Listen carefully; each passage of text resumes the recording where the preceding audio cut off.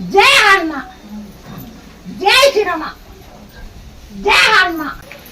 వాడేసిన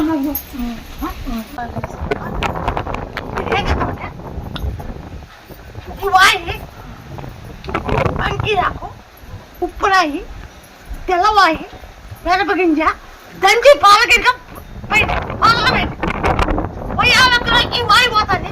వాయి పోయినాక మళ్ళీ మీద వస్తుంది. ముందు వాయి పోతా పెట్టు.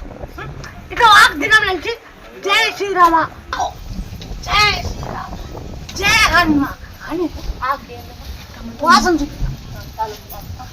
ఇప్పుడు ఆకు కొంచెం వాసన చూపిస్తాం. పట్టుకొని ఇక పట్టుకొని జై శ్రీరామ. మిరపగింజ ఉప్పు దంచి పాలుగా పడి ఈ వాయి పోయినాక ఇది మధ్యలో వచ్చింది.